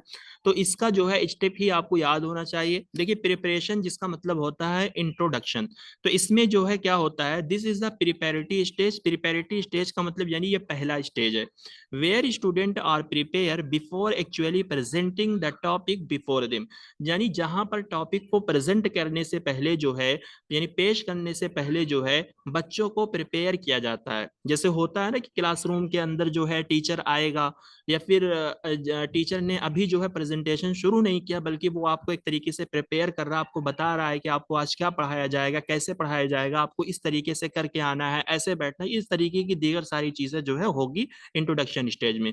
यानी टीचर पढ़ाने से पहले जो इंट्रोडक्शन देगा, जो आपको प्रिपेयर करेगा, जो आपको बताएगा कि आपको क्या पढ़ाया जाएगा, तो वो सब इसका पार्ट बनेगा, प्रिपरेशन यानी इंट्रोडक्शन का। अब सेकंड आपका आता है प्रेजेंटेशन, जहां पर टीचर जो है आपको प्रेजेंट करेगा, यानी न्यू आइडियाज जो है लर्नर को देगा, बताएगा। न्यू आइडियाज से मुराद जो भी टॉपिक टीचर पढ़ाना चाहता है वो टॉपिक क्या करेगा, लर्नर को प्रेजेंट करेगा with the help of concrete object और एक्चुअल एक्सपीरियंसेस। मान लीजिए टीचर जो है डांस के बारे में कुछ आपको सिखा रहा है, बता रहा है, तो टीचर को जो है वो प्रेजेंट करने के लिए जो है उनको एक्चुअल एक्सपीरियंस भी करके दिखाना चाहिए। यानी डांस के जो स्टेप होते हैं टीचर उसको करके दिखाएगा कि बच्चों डांस इस तरीके से किया जाता है, आपको स्टेप इस तरीके से करने हैं। कंक्रीट ऑब्जेक्ट का मतलब टीचर अगर बच्चों को सिखा रहा है कि या बता रहा है कि ट्री जो है, पेड़ जो है इस तरीके के होते हैं, तो टीचर को चाहिए कि वो रियलिटी में उन बच्चों को पेड़ दिखाए, यानी क्लासरूम से बाहर निकलकर बच्चों को बताए कि पेड़ जो है, नीम का दरख्त इस तरीके का होता है, आम का दरख्त जो है इस तरीके का होता है, उसकी पत्तियां जो है इस तरीके की होती हैं। With the help of concrete object का मतलब यानी रियल ऑब्जेक्ट दिखाए और एक्चुअल में वो एक्सपीरियंस, वो इवेंट, वो चीज, वो एक्टिविटीज करके दिखाए जो कुछ भी उन बच्चों को टीचर प्रेजेंट कर रहा है। ठीक है, बात समझ में आ रही है मेरी।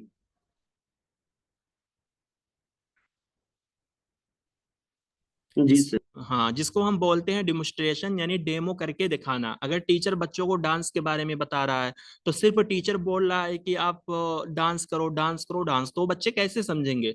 जब आप उनके सामने डांस करके दिखाओगे तो वो समझ जाएंगे। आप सिर्फ दरख्त बोल रहे हो, ट्री बोल रहे हो, आम का पेड़ बोल रहे हो, नीम का दरख्त बोल रहे हो, ठीक है, कटहल बरहर, जिस तरीके के सारे पेड़ का नाम आप ले रहे हो, तो वो बच्चे कैसे समझेंगे, क्योंकि छोटे हैं, उनके अंदर समझ जो है डेवलप नहीं है। तो आप कंक्रीट ऑब्जेक्ट बिल्कुल रियलिटी में उनको ले जाकर दिखाओ कि देखो ये दरख्त ऐसे होते हैं, आपको ये करना है, ऐसे करना है, ये दीगर सारी चीजें जो है आपका प्रेजेंटेशन का पार्ट बनेगी। फिर इसी तरीके से होता है कंपैरिजन यानी association. During this stage the new knowledge which is presented is compare with the student past experience यानी नॉलेज। अब इस स्टेज में क्या होगा कि जो कुछ भी हमने बच्चों को नॉलेज प्रेजेंट किया है तो उस नॉलेज को और स्टूडेंट की जो पिछली नॉलेज है उससे क्या किया जाएगा, कंपेयर किया जाएगा। मान लीजिए आपने पहले जो है इन्वायरमेंट के बारे में पढ़ रखा है, मैं आपको एग्जांपल दे रहा हूं, और मैं जो है आपको नई नॉलेज में मैं आपको इन्वायरमेंट के बारे में बता रहा हूं। तो जो मैंने आपको बताया है तो और आपकी जो पहली नॉलेज है जो आपने पहले पढ़ रखा है, तो पिछली नॉलेज में और नई नॉलेज में जो आपको प्रेजेंट की गई है उस नॉलेज में क्या करेंगे, आपका कंपैरिजन किया जाएगा, आपसे पूछा जाएगा, मालूम किया जाएगा कि क्या अंतर है या आप क्या समझ रहे हो, क्या फर्क है। इस तरीके की चीजों को जो है कंपैरिजन का मतलब कंपेयर करना, आपकी पिछली नॉलेजेस और नई नॉलेजों के साथ क्या किया जाएगा, कंपेयर किया जाएगा। ठीक। फिर इसी तरीके से आएगा generalisation. Here student are encourage to draw conclusion from comparison. अब जो इस कंपैरिजन से आपने जो कुछ भी नॉलेज को ड्रा किया है, कंपैरिजन से जो कुछ भी आपने सीखा है, प्रीवियस नॉलेज एंड नई नॉलेजों के दरमियान कंपेयर करके जो कुछ भी आपके माइंड में आया है, जो कुछ भी आपने सीखा है, उसका यहाँ पर आप एक नतीजा निकालोगे। ठीक है, यानी आप बताओगे कि हाँ हमने इससे जो है ये सीखा है, या फिर इससे जो है हमें ये पता चला है, ये फायदा हुआ। इस तरीके की चीजें जो है यहाँ पर होंगी। फिर एप्लीकेशन में क्या होगा, ये आपका सबसे फाइनल स्टेप है, यानी जो कुछ भी आपने पढ़ लिया है, जो कुछ भी आपने सीख लिया है, तो उसको करने के लिए जो है आपको कहा जाएगा, यानी आपके लिए जो है एक रियल सिचुएशन जो है क्रिएट की जाएगी, यानी एक प्रॉब्लम जो है आपके सामने क्रिएट की जाएगी, ताकि आप उस प्रॉब्लम का सॉल्यूशन जो है निकाल सको अपनी नॉलेज को अप्लाई करके।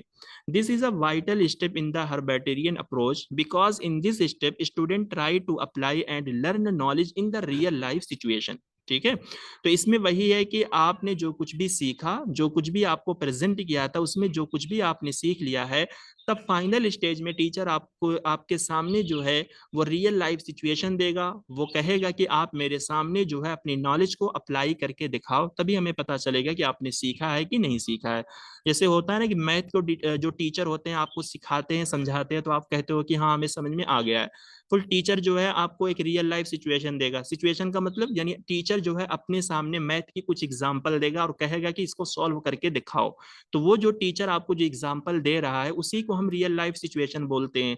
यानी रियलिटी में टीचर आपको वो प्रॉब्लम दिया है ताकि आप उसको करके दिखाओ, तभी टीचर समझेगा कि हाँ आपने सीख लिया है, चीजों को आपने समझ लिया है। ठीक है। अब अगर मेमोरी लेवल के हम सोशल सिस्टम की बात करें, देखिए ये कुछ है नहीं, यहाँ पर बस ऐसे लिखा जाता है सोशल सिस्टम, सपोर्ट सिस्टम। तो इस तरीके की चीजें जो है आपके माइंड में होनी चाहिए। सोशल सिस्टम में क्या आएगा, the social system of memory level of teaching is the teacher's behaviour dominate over the students one, almost no freedom is given to student to express themselves. तो इसमें क्या है, सोशल सिस्टम में वही है कि यहाँ पर टीचर जो है स्टूडेंट पर ज्यादा डोमिनेट होता है, यानी टीचर का गलबा जो है स्टूडेंट पर ज्यादा होता है, और स्टूडेंट को कुछ भी यहाँ पर फ्रीडम नहीं दी जाती, कुछ भी आजादी नहीं होती कि वो अपने आप को एक्सप्रेस कर सकें। आपको मालूम है कि ये लेवल जो होता है यहाँ पर बच्चे बोलने के लायक नहीं होते, बच्चों के अंदर समझ डेवलप नहीं होती है, सब कुछ जो होता है वो टीचर करता है, तो इस वजह से टीचर ही यहाँ पर डोमिनेट रहेगा। ठीक है। अगर इसकी सपोर्ट सिस्टम की बात की जाए तो यहाँ पर ऑरल एग्जाम लिया जाता है, रिटन टाइप एग्जाम जो है इसमें यूज किया जाता है। As a type of exam जो होता है वो आपका हाई लेवल ऑफ टीचिंग में होगा। इसी तरीके से एमसीक्यू टाइप जो एग्जाम होता है वो आपका अंडरस्टैंडिंग लेवल ऑफ टीचिंग में होता है। तो यहाँ पर बच्चे जो है रटते हैं या सिर्फ लिखते हैं, तो उनसे जो है पूछा जाएगा कि अगर 2 में +2 करोगे तो कितना होगा, तो वो या तो आपको लिख के बताएंगे या तो वो आपको बोल के बताएंगे। तो ऑरल एग्जाम या रिटन टाइप एग्जाम जो है इसमें यूज किया जाता है। ठीक। अगर यहीं पर हम इसके मेरिट यानी एडवांटेज यानी इसके फायदे की बात करें कि मेमोरी लेवल ऑफ टीचिंग के फायदे क्या हैं, तो ये टीचिंग जो है यंग चिल्ड्रेन यानी बच्चों के लिए जो है यूजफुल होगी। Useful for acquisition of fact, information of models and structure. तो यानी जो है फैक्ट, इंफॉर्मेशन, मॉडल, इन सारी चीजों को याद कराने के लिए ये टीचिंग यूजफुल है, क्योंकि हमें मालूम है कि पहले हम चीजों को रटते हैं, फिर उसके बाद जो है उन चीजों को अंडरस्टैंडिंग लेवल ऑफ टीचिंग में हम जाकर समझते हैं। Help children learn a new concept. तो ये बच्चों के लिए ही यूजफुल है न्यू कंसेप्ट सीखने में। इसी तरीके से स्लो लर्नर के लिए भी ये यूजफुल है। स्लो लर्नर का मतलब भी वही लर्नर जो LKG UKG यानी जो छोटी जमातों के बच्चे होते हैं। और ये जो है आपका understanding level and reflective level of teaching की क्या बनती है, बुनियाद बनती है। यानी इस लेवल से हर किसी को ही क्या होता है, पार करके जाना पड़ेगा, तभी आप अंडरस्टैंडिंग लेवल ऑफ टीचिंग पे मूव कर सकते हो। जब आप अंडरस्टैंडिंग लेवल ऑफ टीचिंग पे जाओगे तो फिर वहां से आप रिफ्लेक्टिव लेवल ऑफ टीचिंग पर मूव हो सकते हो। ठीक। अगर यहीं पर आप इसके डेमेरिट्स यानी इसके डिसएडवांटेज, इसके नुकसान की आप बात करो कि मेमोरी लेवल ऑफ टीचिंग के नुकसानात क्या क्या हैं, तो देखिए पहली जो है ये हायर क्लास के लिए सुटेबल नहीं है। यानी आप इस टीचिंग को अंडरस्टैंडिंग लेवल के जो बच्चे हैं या रिफ्लेक्टिव लेवल ऑफ टाइप के जो बच्चे हैं उसमें आप इसको यूज नहीं कर सकते। ये किसमें यूज होती है, रोट मेमोरी के लिए यूज होती है। ठीक है, यानी इसमें सिर्फ और सिर्फ आप रट्टा मारते हो, इसमें कुछ भी अंडरस्टैंडिंग नहीं होती है। यहाँ पर टीचर का ही गलबा होता है, बच्चे यहाँ पर कुछ बोल नहीं पाते हैं। ठीक है, बच्चों की यहाँ पर कुछ भी समझ यहाँ पर डेवलप नहीं होती है। क्लासरूम के अंदर लिटिल इंटरेक्शन होता है, यानी बिल्कुल भी यहाँ पर इंटरेक्शन नहीं होता टीचर और स्टूडेंट के दरमियान। जब बच्चे कुछ समझेंगे नहीं तो सवालात क्यों करेंगे, जाहिर सी बात है। इसी तरीके से नो इंट्रिंसिक मोटिवेशन, अंदरूनी मोटिवेशन यहाँ पर नहीं होता। अब आप खुद समझो, जब आपके अंदर समझ डेवलप नहीं हुई है कि आप ये काम क्यों कर रहे हो, किस लिए आप कर रहे हो, क्यों आप पढ़ रहे हो, ठीक है, जब कुछ ऐसा मोटिवेशन आपके अंदर डेवलप नहीं है तो फिर ये इसके क्या होंगे, आपके डिसएडवांटेज होंगे यानी डिमेरिट्स होंगे। ठीक है। प्रॉब्लम ऑफ क्लासरूम मैनेजमेंट, इसी तरीके से आप देखोगे कि छोटे बच्चों की क्लास में अगर आप जाओगे तो बहुत ज्यादा जो है बच्चे होते हैं, एक दूसरे पर ओवरलोडेड होते हैं, या बच्चों को जो है क्लासरूम के अंदर मैनेज करके रखना बहुत ही मुश्किल होता है। ठीक है, ये भी एक तरीके की प्रॉब्लम फेस आती है। वहीं पर अगर आप अंडरस्टैंडिंग लेवल ऑफ टीचिंग की बात करोगे या उसके अंदर जो बच्चे होते हैं उनको मैनेज करना आसानी के साथ जो है आप समझ जाओगे, लेकिन छोटे बच्चों को मैनेज करना प्रॉपर तरीके से क्लासरूम में बैठाना ये बहुत मुश्किल होता है, और छोटे बच्चों को टीच करना भी बहुत मुश्किल होता है। ठीक है, बात समझ में आ गई?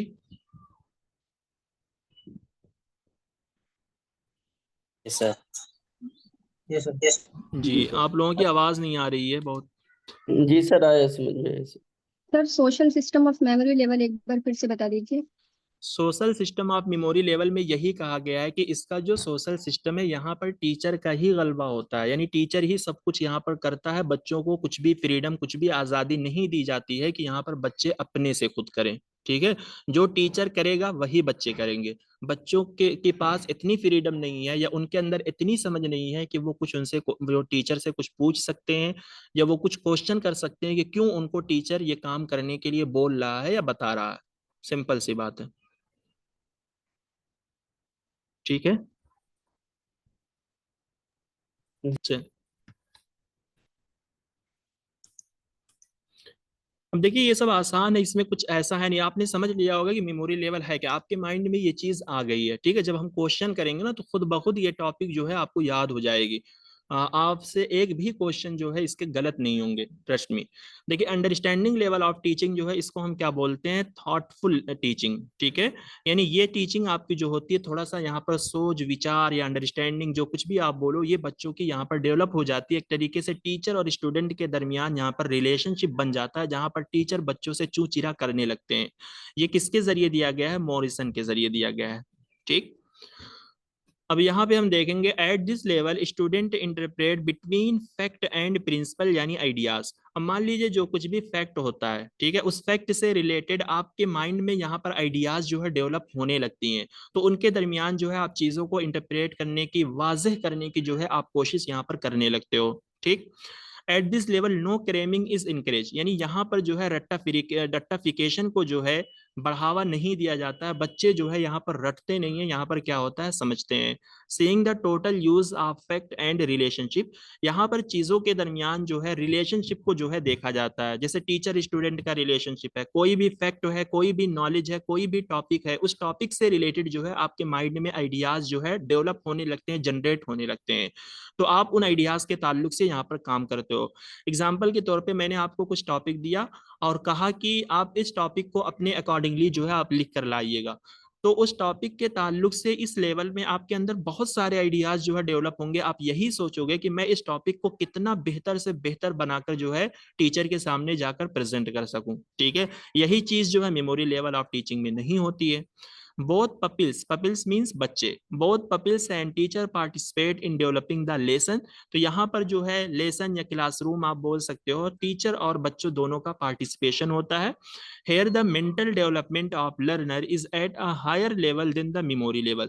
तो यहाँ पर अगर दिमागी लेवल की बात की जाए तो मेमोरी लेवल के मुकाबले में जो है बच्चों की डेवलपमेंट जो है यहाँ पर हाई होती है। His cognitive abilities are well developed now, he can think, reason out, imagine, can present, think logically। तो यहाँ पर जो बच्चे हैं वो सोच सकते हैं, वजह जान सकते हैं, चीज़ों को इमेजिन कर सकते हैं और वो चीज़ों को लॉजिकली जो है प्रेजेंट भी कर सकते हैं। वो चीज़ों का एनालिसिस, सिंथेसिस सब कुछ कर सकते हैं। टीचर, प्रिंसिपल, फैक्ट, इन दोनों के दरमियान का जो भी रिलेशनशिप है वो उसको इवेल्युएट भी कर सकते हैं। तो सिंपल सी बात अगर मैं आपको एक वर्ड में बोलूं कि अंडरस्टैंडिंग लेवल ऑफ टीचिंग, ये वो टीचिंग होती है जहां पर बच्चों के अंदर समझ डेवलप हो जाती है, टीचर के दरमियान रिलेशनशिप बन जाता है, यानी टीचर बच्चे जो है टीचर से चू चिरा कील काल जिसको हम बोलते हैं, आप पूछने लगते हो कि सर ये बात कैसे है, क्यों हुई, इस तरीके की चीजें जो है आप करने लगते हो, आपके माइंड में जो है आइडियाज जो है डेवलप होने लगते हैं। यहाँ पर भी कुछ कीवर्ड हमने पीवाईक्यू से निकाल रखा है। तो जब भी अंडरस्टैंडिंग लेवल ऑफ टीचिंग से क्वेश्चन पूछे जाएंगे तो उसमें जो है इस तरीके के वर्ड आपको देखने को मिलेंगे। एक वर्ड यूज होगा बिटवीन, यानी बिटवीन फैक्ट एंड आइडियाज पूछा जाएगा, या बिटवीन फैक्ट एंड रिलेशनशिप करके आपसे पूछ लिया जाएगा। डिस्कशन, तो डिस्कशन जो है आप यहीं पर करते हो क्योंकि मेमोरी लेवल में कोई डिस्कशन नहीं होगा। फैक्ट एंड आइडियाज, अगर फैक्ट एंड इंफॉर्मेशन पूछी जाए तो वो मेमोरी लेवल में आएगा, अगर फैक्ट एंड आइडियाज पूछी जाए तो वो अंडरस्टैंडिंग लेवल ऑफ टीचिंग में आएगा। डायोलॉजिक एक वर्ड यूज किया जाता है। डायोलॉजिक का मतलब ये होता है जहां पर टीचर एंड स्टूडेंट के दरमियान क्या होते हैं, डायलॉग चलते हैं, यानी टीचर और स्टूडेंट के दरमियान क्या होती है, बातचीत चलती है। ठीक है। कंसेप्ट ऑन इंटरप्रेट, तो यानी यहाँ पर टीचर अगर आपको कोई भी टॉपिक देता है तो उस टॉपिक का आप खुद से जो है अपने वर्डों में इंटरप्रिटेशन आप कर सकते हो। ठीक, आप इस काबिल हो जाते हो इस लेवल पर कि आप खुद से उन चीजों का इंटरप्रिटेशन आप कर सकते हो। ठीक है। अब अगर हम syntax of understanding level of teaching की बात करें, ठीक है, तो अंडरस्टैंडिंग लेवल ऑफ टीचिंग का जो सिंटेक्स होगा, जो स्टेप होता है, इसमें आएगा exploration, presentation, assimilation, organisation, recitation. तो ये 5 स्टेप है, इसको भी जो है सीक्वेंस में आपको याद रखना है, सीरियल वाइज जो है आपसे पूछा जाता है। यहाँ पर देखिए इसको जो है आप इस तरीके से याद रख सकते हो, preparation, presentation, comparison, generalisation, application. तो आप याद रखो या इस तरीके से आप अपनी नोट में इस चीज को लिख लो, प्रिपेयर करो प्रेजेंटेशन जिसको कंपेयर करके जनरलाइज किया जाएगा एप्लीकेशन में। ठीक है, बिल्कुल सीरियल वाइज चीज बता रहा हूँ। प्रिपेयर करो प्रेजेंटेशन, प्रिपेयर करो प्रेजेंटेशन जिसको कंपेयर करके जनरलाइज किया जाएगा एप्लीकेशन में। समझ में आ रही है बात? जी सर। जी सर, ये आपने अच्छा उदाहरण दिया। I like this, lovelies you and your family sir. ठीक है, प्रिपेयर करो प्रेजेंटेशन, ठीक है, इस तरीके से चीजें जो है आप याद कर सकते हो। मतलब ऐसे वर्ड हो आप उसमें मतलब जोड़ो, उर्दू का जो वर्ड है करो, जिसको ये जो हम लगा रहे हैं इसको आप जोड़ो, तो इससे पूरी क्या होती है, कंप्लीट इबारत बन जाती है। तो आप जब जब भी रिवीजन करोगे ना, तो इस तरीके की चीजों को पढ़ते आप चले जाओगे तो खुद ब खुद चीजें जो है आपको याद हो जाएंगी। दिक्कत फिर बिल्कुल भी नहीं होगी कि हमें कि 5th नंबर पे क्या आ रहा है, 4th नंबर पे क्या आ रहा है, क्योंकि आप सीरियल वाइज पढ़ रहे हो। प्रिपेयर करो प्रेजेंटेशन जिसको कंपेयर करके जनरलाइज किया जाएगा एप्लीकेशन में। ठीक।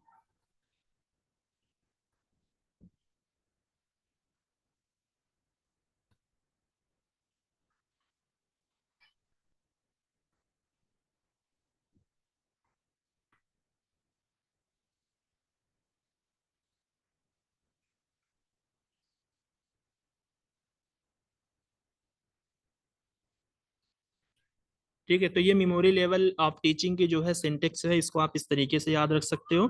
और इसको जो है आप इस तरीके से याद रखो, जो अंडरस्टैंडिंग लेवल ऑफ टीचिंग के सिंटेक्स है। एक्सप्लोर करो प्रेजेंटेशन, असिमिलेशन मीन्स आप आसाम यहाँ पर ले लो। ठीक है, एक्सप्लोर करो प्रेजेंटेशन आसाम में जिसको ऑर्गेनाइजेशन रिसाइट करेगा, यानी ऑर्गेनाइजेशन पढ़ेगा उसको। ठीक है, एक्सप्लोर करो प्रेजेंटेशन आसाम में जिसको ऑर्गेनाइजेशन क्या करेगा, रिसाइट करेगा। ठीक है, इसको इस तरीके से आप कर सकते हो। देखिए इससे क्वेश्चन आ रहे हैं तो इसको आपको याद रखना पड़ेगा।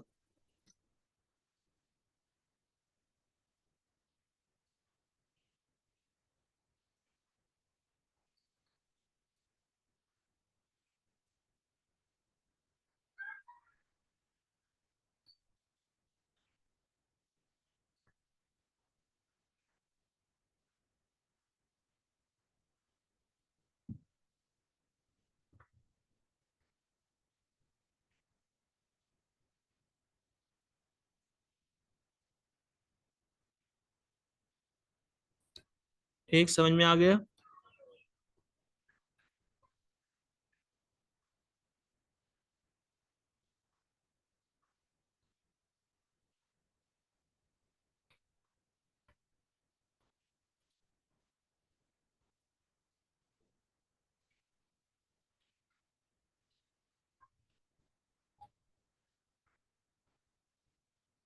जी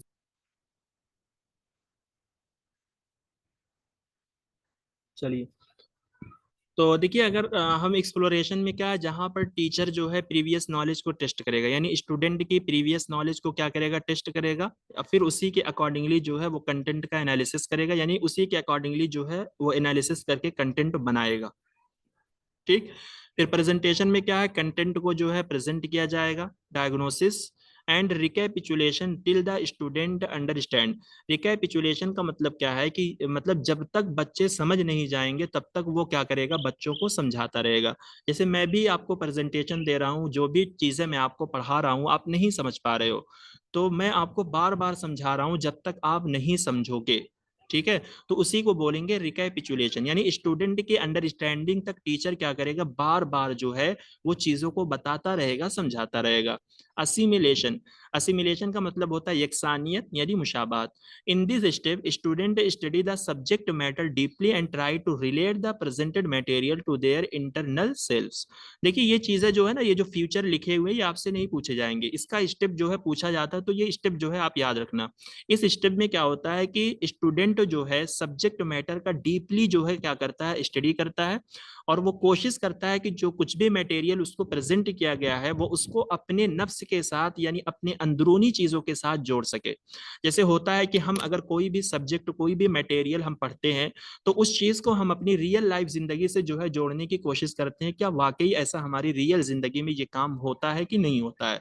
तो वही होता है असिमिलेशन, कोई भी चीज हम पढ़ते हैं तो उस पढ़े हुए चीजों को जो है हम अपने जिंदगी के साथ जो है जोड़ने की कोशिश करते हैं, यानी उसमें मुशाबहत देखते हैं। ऑर्गेनाइजेशन में क्या है, pupils are provided with the occasion for representation. फिर यहाँ पर बच्चों को जो है एक ओकेजन, एक मौका महल जो है दिया जाएगा ताकि वो अपनी नुमाइंदगी कर सके, यानी उस ओकेजन में जो है वो चीजों को रिप्रेजेंट कर सके, चीजों को पेश कर सके, जो कुछ भी उन्हें पढ़ाया गया है, जो कुछ भी उन्हें वो उन्होंने सीख रखा है। रिसाइटेशन में pupil present the content hourly. फिर यहाँ पर जो है बच्चे क्या करेंगे, कंटेंट को ऑरली प्रेजेंट करते हैं। रिसाइटेशन का मतलब ही होता है पढ़ना, तो यहाँ पर जो है बच्चे कंटेंट को ऑरली प्रेजेंट करते हैं। ठीक है, ये आपको जरूर याद होना चाहिए जो हमने आपको बताया है। एक्सप्लोर करो प्रेजेंटेशन आसाम में, जिसको ऑर्गेनाइजेशन डिसाइड करेगा। फर्स्ट पे एक्सप्लोरेशन, सेकंड पे प्रेजेंटेशन, थर्ड में आसाम से मुराद असिमिलेशन है। ठीक है, ऑर्गेनाइजेशन एंड रिसाइटेशन। तो अगर इसका हम सोशल सिस्टम की बात करें, teacher control the behaviour of पपील।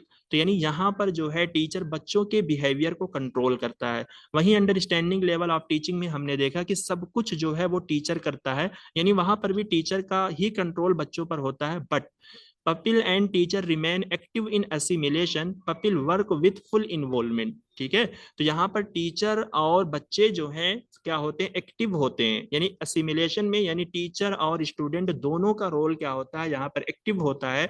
अगर टीचर कुछ करेगा तो बच्चों भी क्या करते हैं और अपने काम को जो है फुल इन्वॉल्वमेंट के साथ, फुल एनर्जी के साथ आप बोल सकते हो वो कर कर लाते हैं।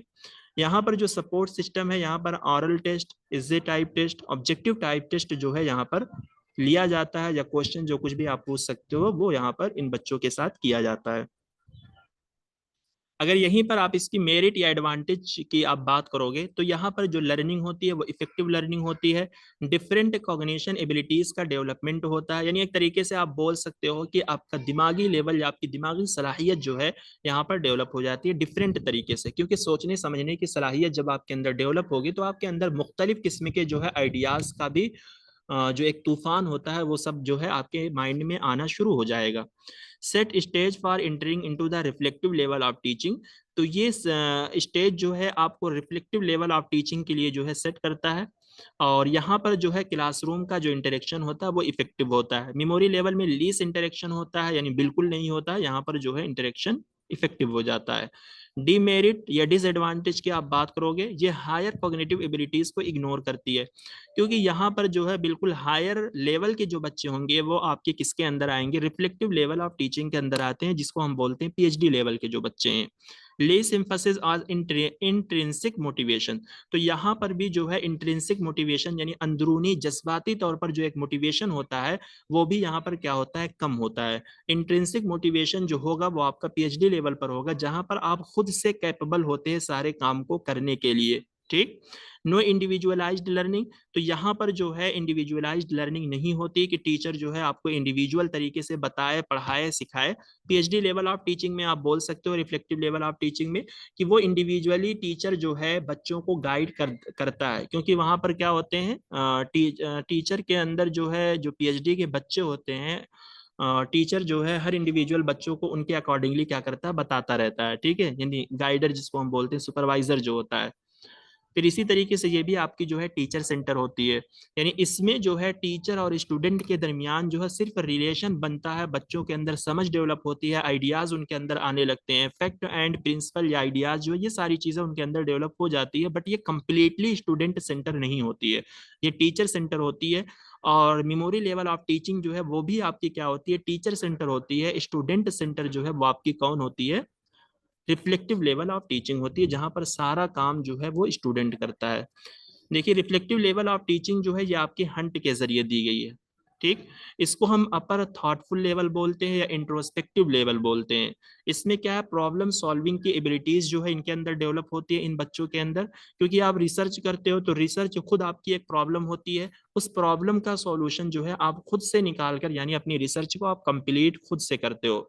यहाँ पर स्टूडेंट के दरमियान जो है क्रिटिकल एंड क्रिएटिव थिंकिंग जो है यहाँ पर डेवलप होती है। क्रिटिकल थिंकिंग ऐसी थिंकिंग जो तनकीदी सोच वाली हो, जहां पर आप एक दूसरे पर नकीर करते हो। ठीक है, क्रिएटिव थिंकिंग आपकी वो थिंकिंग होती है जो तख्लीकी सोच, जहां पर आप कुछ क्रिएटिव काम करते हो, यानी अलग अलग तरीके के काम करते हो जो आपसे पहले कभी किसी ने नहीं किया था। क्रिएटिव सोच बोलते हैं ना, बिल्कुल कुछ क्रिएटिव आपने काम किया, यानी ऐसा काम आपने किया जो आपसे पहले मतलब किसी ने नहीं किया था। To develop the ability of decision making and independent thinking in student, तो इसी तरीके से इन बच्चों के अंदर जो है डिसीजन लेने की जो सलाहियत होती है वो डेवलप होती है। Teacher should create problematic situation which में develop the original and critical thinking, तो टीचर जो है इन बच्चों के लिए जो है प्रॉब्लम सिचुएशंस बनाएगा। वो क्यों बनाएगा, ताकि इन बच्चों की ओरिजिनल एंड क्रिटिकल थिंकिंग को डेवलप कर सके। तो सिंपल सी बात है, ये बहुत ही हायर लेवल के बच्चे होंगे जिनको हम पीएचडी लेवल के बच्चे मान सकते हैं। तो जहां पर ये प्रॉब्लम का सॉल्यूशन जो है खुद से करते हैं, क्रिएटिव एंड क्रिटिकल थिंकिंग इनके दरमियान डेवलप हो जाती है, डिसीजन जो है खुद लेते हैं। यहाँ पर टीचर का जो रोल होता है वो डेमोक्रेटिक इन नेचर होता है, टीचर बहुत ही आजादाना ख्याल का होता है, यानी टीचर जो है यहाँ पर सिर्फ और सिर्फ जो है आप बोल सकते हो एक हिंट यानी इशारे का काम करता है बच्चों के लिए, सब कुछ जो है वो बच्चे करते हैं यहाँ पे। इसके भी कुछ कीवर्ड हैं जो पीवाईक्यूज से निकाले गए हैं। ये ओपन क्लासरूम, जिसको हम ओपन इंडेड भी बोलते हैं, ये लिख लीजिएगा आप, ओपन इंडेड या ओपन क्लासरूम, जिसका मतलब क्या है कि यहाँ पर बच्चों का जो माइंड होता है बहुत ही ओपन होता है, बहुत ही खुला हुआ होता है। ठीक है, सब कुछ जो है इनके अंदर होता है। ट्रांजैक्शन एक वर्ड यूज किया जाता है, जिसका मतलब है कि जहां पर टीचर और स्टूडेंट के दरमियान जो है ट्रांजैक्शन चलती है। ट्रांजैक्शन से मतलब ये हो गया कि ऐसी ट्रांजैक्शन जिसमें फीडबैक मिलते हो। वहीं पर अंडरस्टैंडिंग लेवल ऑफ टीचिंग में अगर ट्रांजैक्शन चलेगी, यानी टीचर और स्टूडेंट के दरमियान बातचीत होगी, तो वहां पर फीडबैक के चांसेस जो है कम होते हैं। बट यहाँ पर जो भी ट्रांजैक्शन होगी, जो भी टीचर और स्टूडेंट के दरमियान बात होगी, यहाँ पर फीडबैक मिलेगा। लॉजिक एंड इमेजिनेशन, इस तरीके के वर्ड जो है आपके पीवाईक्यूज में यूज हुए हैं। Problem solving, develop intellectual thinking, laissez faire जो है इसको भी हम रिफ्लेक्टिव लेवल ऑफ टीचिंग बोलते हैं। ये भी एक टाइप्स होती है जिसको हम आगे पढ़ेंगे। तो यहाँ तक के लिए जो है हमने इस चीज को यहाँ पर ऐड कर दिया है कीवर्ड में। इस चीज को आप जरूर नोट करो, जब हम लोग क्वेश्चन करेंगे कल की क्लास में तो वहां पर आपको खूब अच्छे से समझ में आएगा। यहीं पर अगर हम इसके सिंटेक्स की बात करें तो इसका सिंटेक्स जो है कुछ नहीं होता है, सिंपल सी बात है। एक प्रॉब्लमेटिक सिचुएशन जो है क्रिएट की जाएगी, फिर उसके अकॉर्डिंगली जो आप हाइपोथेसिस बनाओगे, उस हाइपोथेसिस को आप वेरीफाई करोगे, डेटा का कलेक्शन करोगे, उस हाइपोथेसिस को आप टेस्ट करोगे। इसको याद करने की जरूरत नहीं है क्योंकि इससे कभी क्वेश्चन बना भी नहीं और पूछ भी नहीं सकते क्योंकि उसमें कुछ है भी नहीं। अब यहाँ पर हाइपोथेसिस क्या होता है, अब हाइपोथेसिस जो है इसको हम रिसर्च के अंदर खूब डिटेल में पढ़ेंगे, क्योंकि ये रिसर्च का पार्ट बनता है, जिसको कहते हैं कि हाइपोथेसिस जो है एक टेंटेटिव स्टेटमेंट होता है। ठीक है, टेंटेटिव मतलब टेम्परेरी स्टेटमेंट होता है, जिसको हम इस वजह से बनाते हैं ताकि बाद में जो है हम उसको टेस्ट करके उसको हम क्या कर सकते हैं, एक्सेप्ट भी कर सकते हैं या रिजेक्ट भी कर सकते हैं। तो यहाँ पर आपको हाइपोथेसिस के ताल्लुक से कुछ भी परेशान होने की जरूरत नहीं है, क्योंकि हम इसको रिसर्च के अंदर जो है समझेंगे तो वहां पर ये चीज आपको क्लियर हो जाएगी। अगर हम इसकी सोशल सिस्टम की बात करें तो यहाँ पर जो है बच्चे जो होते हैं वो प्राइमरी होंगे और टीचर जो होगा वो सेकेंडरी होगा, क्योंकि बच्चे ही सब कुछ करते हैं, टीचर का रोल यहाँ पर सेकेंडरी होगा। सपोर्ट सिस्टम में अगर आप बात करें, objective type test is not use but is a type test is use, यहाँ पर किया जाता है। Attitude, beliefs and involvement is evaluated.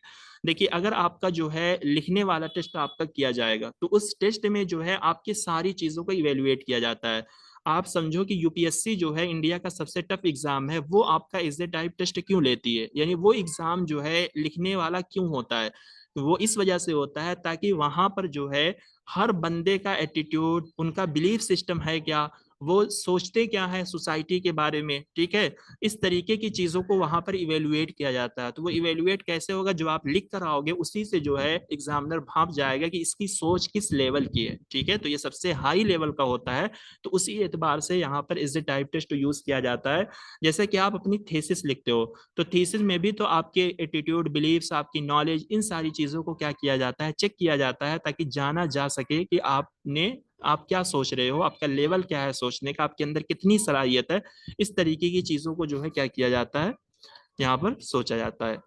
अगर हम इसके एडवांटेज की बात करें, इसकी मेरिट की बात करें, तो ये थॉटफुल मोड ऑफ ऑपरेशन है, ये लर्नर सेंटर होती है, प्रॉब्लम सॉल्विंग स्किल यहाँ पर डेवलप होती है, मैक्सिमम फ्लेक्सिबिलिटी यहाँ पर होती है, यानी बहुत कुछ जो है आपके पास यहाँ पर चॉइस होती है करने की, क्रिएटिविटी यहाँ पर डेवलप होती है, सेल्फ मोटिवेशन खुद होता है, क्योंकि जब आपके अंदर वो चीज होगी, ठीक है, तो आपके अंदर खुद ब खुद जो है जज्बात जो है उभरेंगे। जहां पर आपके पास वो अपॉर्चुनिटीज, वो चीजें नहीं है, तो वो मोटिवेशन भी आपको बहुत कम मिलेगा। तो यहाँ पर एक तरीके से आप बोल सकते हो बिल्कुल ऑलराउंडर लेवल के आप स्टूडेंट यहाँ पर होते हैं, जहाँ पर सब कुछ सारी चीजें जो है आपको मालूम होगी, तो खुद ब खुद जो है आपके अंदर मोटिवेशन भी डेवलप होगा कि आपको क्या करना है और क्या नहीं करना है। डिसएडवांटेज अगर आप देखेंगे तो ये लोअर क्लास के लिए जो है सुटेबल नहीं है, ये बहुत ही टाइम कंज्यूमिंग है। टाइम कंज्यूमिंग इस एतबार से है क्योंकि जब भी प्रॉब्लम का सॉल्यूशन आप खुद से निकालोगे, तो किसी भी प्रॉब्लम का सॉल्यूशन निकालने के लिए जो टाइम लगेगा, आपको तरीके तरीके से पढ़ना पड़ेगा, ठीक है, बहुत सारी चीजें आपको करनी पड़ेगी, बहुत सारे एक्सपेरिमेंट आपको करने पड़ेंगे, तब जाकर आप प्रॉब्लम का सॉल्यूशन निकाल सकते हो। एग्जाम्पल के तौर पे जैसे आप लोग, हम थीसिस लिखते हैं, तो थीसिस लिखने में हमें पूरा 5 साल लग जाता है, तो वो क्या है, टाइम कंज्यूमिंग नहीं है, वो प्रॉब्लम का सॉल्यूशन ही तो है कि हम अपनी थीसिस का सॉल्यूशन दे रहे हैं। इसी तरीके से यहाँ पर दिया गया इंडियन क्लासरूम के लिए यह सुटेबल नहीं है, ठीक है, ये वर्ड, इसको यहाँ पर कुछ भी ऐसा करने की जरूरत नहीं है। इंडियन क्लासरूम से मुराद जो है इन्होंने दिया है, इंडियन से मुराद यहाँ पर इन्होंने ये लिया है कि इंडिया के इंफ्रास्ट्रक्चर में अभी इस तरीके की चीजें जो है डेवलप नहीं हुई है, तो इस वजह से ये बात यहाँ पर बोली जा रही है। Not applicable to dull student, यानी जो कमजोर स्टूडेंट है उसके लिए ये टीचिंग जो है लागू नहीं होती है। जाहिर सी बात है, कमजोर स्टूडेंट जो है वो इस तरीके की चीजों को जो है क्या है जल्दी तरीके से समझ नहीं पाएंगे। The burden on the teacher, teacher पर एक तरीके से क्या होता है, बोझ होता है। अब आप खुद समझो, अगर आप एक टीचर हो और आपके अंदर जो है 6-7 बच्चे जो है रिसर्च कर रहे हैं, ठीक है, तो आपके ऊपर एक बोझ होगा, ठीक है, बोझ इस वजह से होगा कि उन बच्चों को गाइड करना, उन बच्चों की थीसिस को देखना, ठीक है, कि वो प्लेगरिज्म कर रहे हैं, चोरी कर रहे हैं, किस तरीके से लिख रहे हैं, कैसा लिख रहे हैं, वो टीचर की जिम्मेदारी होती है। तो ये बोझ आप मान सकते हो कि टीचर पर इस तरीके का एक बोझ होगा, रिफ्लेक्टिव लेवल ऑफ टीचिंग में, जो कि इसके डिसएडवांटेज में माने जाते हैं। ठीक, बात समझ में आ रही है आप लोगों को?